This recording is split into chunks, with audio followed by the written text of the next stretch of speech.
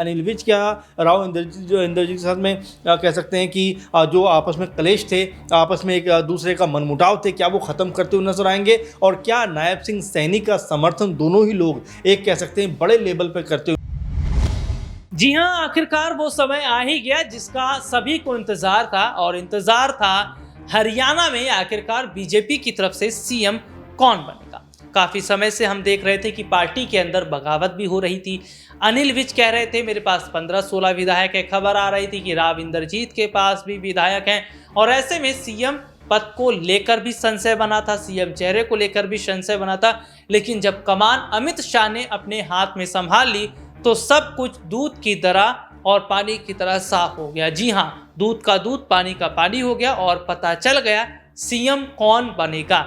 और आखिरकार मोहर लगी है नायब सिंह सैनी पर। नायब सिंह सैनी जो कि विधायक दलों की तरफ से चुने गए हैं, और अब वो सीएम पद पर बैठेंगे, सीएम कमान को संभालेंगे। अपने दर्शकों को बता दें, अमित शाह ने जब खुद कमान संभाली तो अनिल विज और राव इंद्रजीत, ये बड़े चेहरे, अनिल विज ने खुद कहा कि मैं चाहता हूं कि सीएम कौन बने? जी हां, नायब सिंह सैनी बने। और अपने दर्शकों को बता दें कि देखिए, शपथ ग्रहण जो समारोह है इसकी तैयारी शुरू कर दी गई है। सब कुछ मतलब अगर कहें तो तैयारियां हैं। हरियाणा में जो विधानसभा चुनाव हुए उस चुनाव में भारतीय जनता पार्टी 48 सीटें जीती और कांग्रेस 37 पर आई थी। लेकिन एक सबसे बड़ा सवाल है कि जो बगावत हो रही थी, उठ रही थी, उसको थाम तो लिया गया, लेकिन क्या वाकई अनिल विज का सपना अधूरा रह गया? क्या वाकई अनिल विज के साथ नाइंसाफी हुई, राव इंद्रजीत के साथ नाइंसाफी हुई है? या एक सवाल ये भी बन रहा है कि उन्हें क्या जगह दी जाएगी हरियाणा कैबिनेट के अंदर? उन तमाम मुद्दों पर जानने के लिए, बातचीत करने के लिए आज हमारे साथ मौजूद है हमारे खास सहयोगी अमन सर। सर, बहुत बहुत स्वागत है इस प्रोग्राम में आपका। सर, आखिरकार वो दिन आ ही गया जिसका इंतजार हरियाणा की जनता भी कर रही थी, राजनीति के बड़े बड़े विश्लेषक भी कर रहे थे। नायब सिंह सैनी को मुख्यमंत्री बना दिया गया, लेकिन सर अनिल विज का क्या होगा, राव इंद्रजीत का क्या होगा? और कहीं ना कहीं वही बात कही जा रही कि दिल के अरमा जो है वो वाकई अनिल विज के कहीं ना कहीं आंसुओं में बह जरूर गए होंगे। देखिए, बिल्कुल जाहिर बात है, क्योंकि अगर हम चुनाव से पहले भी बात करें तो अनिल विज जिस तरह की भाषा शैली का प्रयोग कर रहे थे, जिस तरह के बयान देते हुए नजर आते थे, स्पष्ट था कि उनके अंदर जो मुख्यमंत्री बनने की लालसा थी वो एक बार फिर निकल के बाहर आ गई थी। कहते हुए नजर आए थे कि अगर मैं मुख्यमंत्री होता तो हरियाणा को और बेहतर करता हुआ नजर आता। इस तरह की बातें वो कर रहे थे। लेकिन अब जबकि आखिरकार अमित शाह ने मोर्चा संभाला, जो गृह मंत्री हैं, बीजेपी के चाणक्य कहे जाते हैं, उन्होंने मोर्चा संभाला। आज पंचकुला में हरियाणा में बैठक हुई और वहां पर एक मत से नायब सिंह सैनी को विधायक दल का नेता चुन लिया गया। और कल या यूं कहें 17 तारीख को शपथ ग्रहण समारोह भी अक्टूबर को। तो ऐसे में यहाँ जो रणनीतिकार माना जाता है अमित शाह को, वो एक बार फिर साबित हो गया कि उनसे बड़ा रणनीतिकार इस समय कोई नहीं है। और देखिए, राव इंद्रजीत को मनाना, अनिल विज को मनाना कोई आसान काम नहीं था। दोनों लगातार दावे कर रहे थे कि भाई हमारे पास इतने विधायक है, हमारे पास इतने विधायक हैं। लेकिन अमित शाह ने कोई बीच का रास्ता निकाला और कहा कि भाई सब शांत बैठिए, पार्टी से ऊपर कोई नहीं है, और जो पार्टी ने सोचा है नायब सिंह सैनी को मुख्यमंत्री बनाने का, तो कुछ बेहतर फैसला उनका होगा। और देखिए, सभी ने उनकी बात मानी और आखिरकार नायब सिंह सैनी के नाम पर मोहर लग गई। अब यहाँ से एक और खेल शुरू होता है, जो आप कह रहे हैं कि इसके बाद अब राव इंद्रजीत और अनिल विज का क्या होगा। तो राव इंद्रजीत के बारे में तो यही कहा जाता है कि पहले भी वो जब कांग्रेस से बीजेपी में आए थे तो कहीं ना कहीं मुख्यमंत्री बनने की लालसा लेकर अंदर आए थे कि मैं भी मुख्यमंत्री बनूंगा। लेकिन 3 बार की लगातार सरकार होने के बावजूद भी एक बार भी ऐसा मौका नहीं आया जब राव इंद्रजीत को मुख्यमंत्री की पेशकश की गई हो। भले ही उन्होंने अपने आप से ये बात ज़रूर कही कि भाई मेरे पास में 15 विधायक हैं, मेरे पास में 10 विधायक हैं, मेरे पास में इतने विधायक हैं, और साउथ हरियाणा से मुख्यमंत्री होना चाहिए, अहिरवाल जो वोट बैंक कही जाती है वहाँ से होना चाहिए। लेकिन इन सबको दरकिनार करते हुए बीजेपी ने या आला कमान ने या अमित शाह ने एक तरीके से नायब सिंह सैनी के ऊपर मोहर लगाकर कहीं ना कहीं अपना पुराना वायदे को पूरा किया है। क्योंकि ये अनाउंसमेंट अमित शाह जी ने कहा था कि अगर सत्ता में बीजेपी आती है तो मुख्यमंत्री नायब सिंह सैनी होंगे, उन्हीं की अगुवाई में चुनाव लड़ा जाएगा। अब जबकि शपथ ग्रहण समारोह 17 को होने वाला है, तो ऐसे में अब बड़ा सवाल उठकर ये आएगा कि क्या यहाँ पर राव इंद्रजीत नायब सिंह सैनी के साथ में कदम से कदम मिलाकर चलेंगे?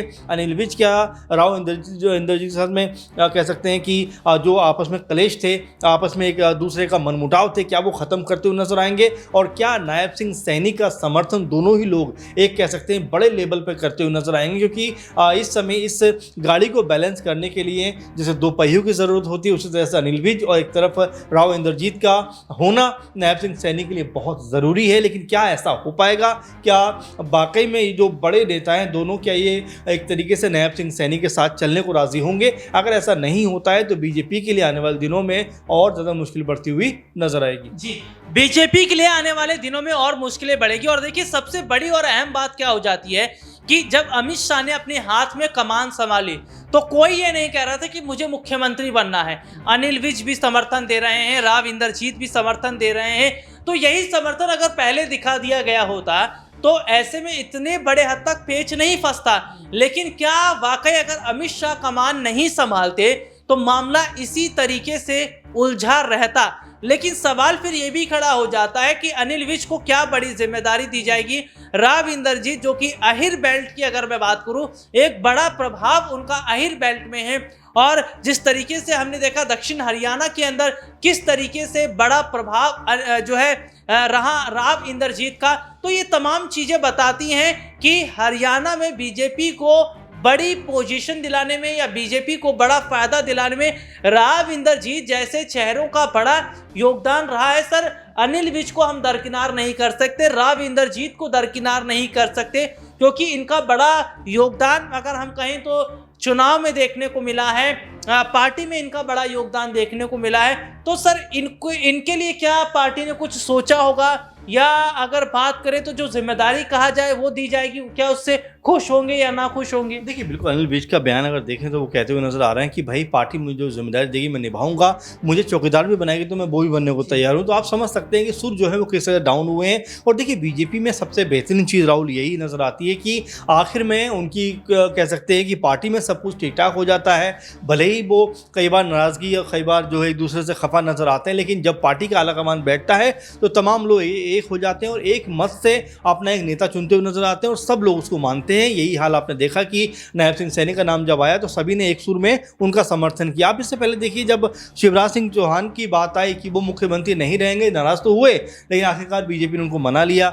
वसुंधरा राजे राजस्थान में उनको मना लिया, इसके अलावा रमन सिंह उनको मनाया। तो ये बीजेपी के अंदर बहुत खूबसूरत बात है कि आपस का जो तालमेल है बिगड़ने नहीं देते। वहीं हरियाणा में ही आप देखिए, चुनाव खत्म नहीं हुए उससे पहले ही सब ने अपने आप को सीएम बना दिया कांग्रेस पार्टी की तरफ से, चाहे वो शैलजा हो, चाहे वो दीपेंद्र हुड्डा हो, चाहे भूपेंद्र सिंह हुड्डा हो या सुरजेवाला हो, सब सीएम पद पे बैठते हुए नजर आ रहे थे। तो ये अपने आप में एक कमी है जो राहुल गांधी भी समझ पा रहे हैं, कांग्रेस पार्टी समझ पा रही है कि अगर आपस में तालमेल अगर बेहतर नहीं होगा तो आप बड़ी से बड़ी जंग को भी जीत कर भी हार सकते हो। और कुछ ऐसा ही कांग्रेस पार्टी के साथ में हो, जबकि पूरा माहौल कांग्रेस पार्टी के समर्थन में बना हुआ था। लेकिन आखिरकार जिस तरह से आपस का मनमुटाव बढ़ा, उसके बाद बीजेपी ने जीत उनके हाथों से छीन ली और यहाँ पर मुख्यमंत्री एक बार फिर बीजेपी का बना।